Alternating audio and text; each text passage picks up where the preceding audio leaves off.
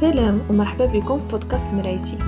أنا فاطمة وكنشارك معكم النظرة ديالي لجوانب مختلفة في الحياة، لأنه بنظرة صغيرة وصادقة في مراية أفكارنا نقدروا نحلوا باب تغيير كبير.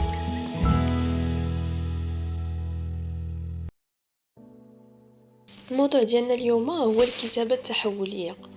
كاين اللي كيقول لهم مورنين جورنال أو صفحات الصباح، وهاد الكتابة بالنسبة لي هي اللي كنمسح بها مرايتي. هي واحد لو مومون ديال الصفاء والكالم اللي كنرجع ليه كل صباح.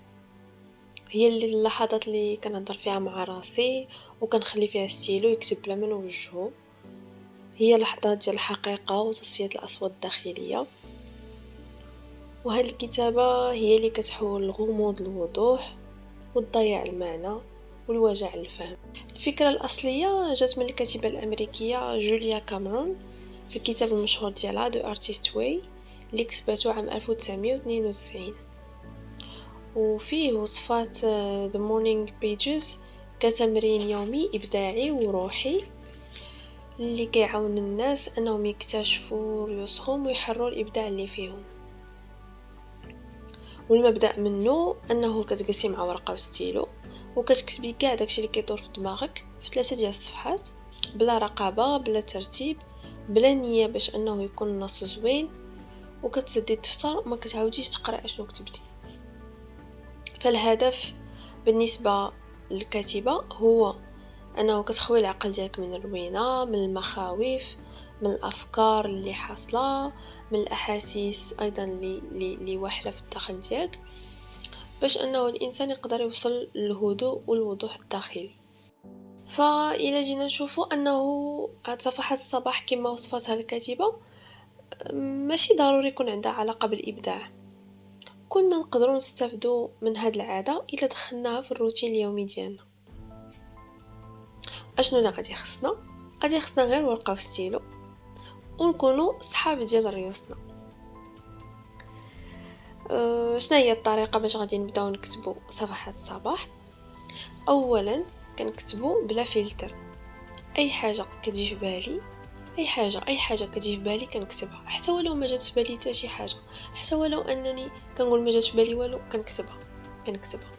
سورتو كو الا كنا اوفر ثينكر راه ضروري ما غادي تكون شي حاجه عندنا في دماغنا، غير بحال العقل ديالنا كيدير ان بلوكاج في الاول لانه ما مولفش. كنعطيوه الوقت وهو العقل ديالنا كيبغي يدير لو فلتر، يعني كنسمحوا العقل ديالنا نعطيوه الوقت ديالو ونكتبوا ما عرفتش ما نكتب. واحد الوقيته غادي يتحل هذاك الباب اللي غادي يخلينا الافكار ديالنا يتدفقوا ونكتبوهم بلا ما نحاولوا اننا نصفيوهم، لانه العقل في هذاك لو مومون باش دينا ستيلو مولفنا اننا كنكتبوا غير باش يقراو الناس اولا كنكتبوا شي حاجه اللي غادي تصحح لينا، فضروري كيدير هذاك الحاجز. نعطيوه الوقت ونخليو ليه الفرصه باش انه يسمح الافكار ديالنا يتدفقوا ويفهم بانه راه حنايا راه ماشي كنكتبوا الهدف انه يتصحوا او لاننا نجوجاو. الحاجه الثانيه هي الاستمراريه، والاستمراريه هي اللي كتخلي الاثار ديال هذه الكتابه تطلع باش كنبداو نتاملوا في ريوسنا ونرتبوا افكار.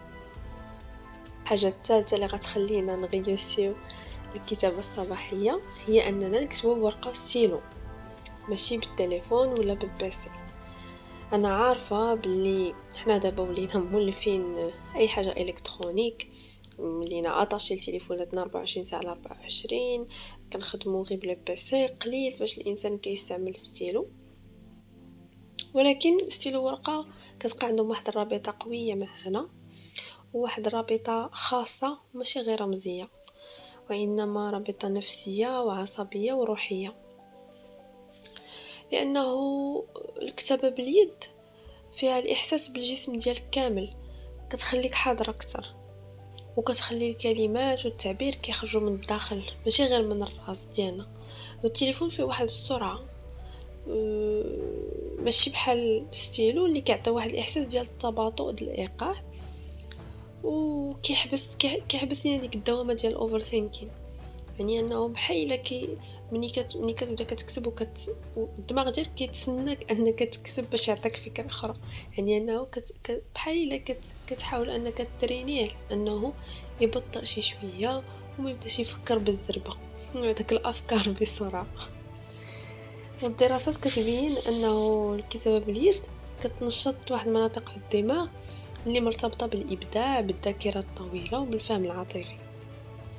وحتى ان هاد العمليه ديال اننا كنكتبوا بيدينا كتقوي الصدق والصراحه مع ريوسنا اللي كتعاوننا على التشافي الذاتي والكونيكسيون اكثر، كتعطينا واحد الاحساس ديال انه كونيكسيون اكثر من لي زيكرون، كونيكسيون مع ريوسنا اكثر من لي زيكرون.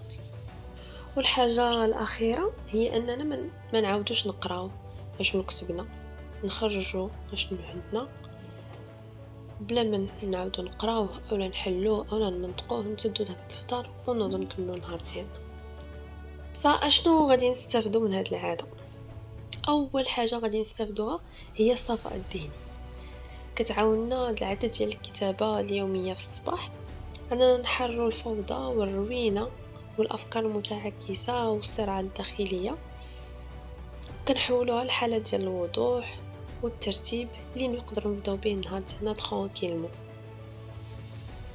الحاجه الثانيه هي انها كتعاوننا نحرروا المشاعر ديالنا واننا نخرجوا هذوك المشاعر المخبيه اللي ما كناش عارفينها انها كاينه دابا عندنا في هذه اللحظه، المشاعر ديال الخوف ديال الغضب ديال الستريس ديال الحزن، وبهذه الكتابه كنعبروا عليها. ثالث حاجه انها كتعاوننا اننا نامليوريو الابداع، فمنين كنعبروا على هذيك الافكار السطحيه وكنخبيوها وكنخليو بلاصه ديال الافكار اللي كاينه في العمق انها تخرج افكار ديال الابداع، كتكون عندنا كونيكسيون مع الارشاد الداخلي ديالنا، كنلقاو حلول لشي مشاكل اللي كنا كيتحاولوا بلي حنا اللي عندنا الحل ديالهم واللي كانوا غير مشوشين بافكار اللي هما سطحيه. فكتوسعنا وكتخلينا نخرجوا من الصندوق وكتعطينا واحد التدفق ديال الابداع وديال الوعي والانفتاح على الذات العميقه ديالنا. رابع حاجه انها كتعاوننا في انه الوعي الذاتي يتزاد وكتعاوننا على النمو، كتخلينا نعبروا على ريوسنا على الرغبات ديالنا على المخاوف ديالنا وهكذا نقدروا نكتشفوا ريوسنا.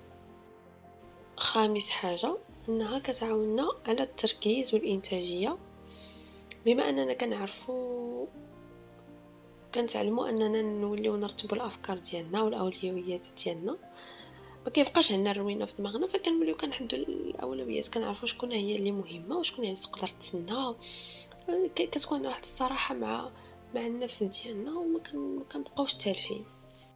فاخيرا اللي نقدر نقول لكم هو انه التجربه ديالي مع الكتابه هي تجربه زوينه بزاف اللي كتخلي عندي ديما واحد الانطباع زوين، واحد الليلون باش كنبدا النهار ديالي زوين بزاف. منين بديتها وانا كنحس بها انها هي المحرره، هي الصديقه ديالي، هي اللي كتعاونني نصفي دماغي وهي اللي كتعاونني نتصالح مع راسي ومع افكاري ومع الجوانب ديالي. علمتني انني تكون عندي اللطف مع راسي اولا ومع الناس اللي محيطين بيا، هي المساحه الخاصه ديالي، هي المي تايم ديالي، هي اللي علمتني انه راه كاين عندي واحد الحكمه داخليه واللي بستيلو ورقه نقدر ندير هذيك لا كونيكسيون معاها، هي اللي خلاتني ناخذ خطوات في حياتي، هي اللي كتخليني نفهم راسي ونفهم اشنو انا باغا واشنو محتاجه وشنو هي الخطوه اللي جايه، وهذا الشيء اللي كاين. فنتمنى انني نكون حمستكم ولو غير شويه باش نتوما تمسحوا مرايتكم وتاخذوا وقيت بينكم وبين ستيلو ورقه وتكتبوا كاع داكشي اللي في الداخل ديالكم بلا حكم، بلا ما تسناو انه شي حد غادي يقرا اولا شي واحد غادي يصحح لكم اولا نتوما غادي تحاولوا تمنطقوا، فيكفي انكم غير تخويو. فهادشي كيعطيكم واحد الراحه كثيره. ونخليكم في النهايه تاملوا في الايه القرانيه اللي قال فيها الله تعالى: نون والقلم وما يسطرون.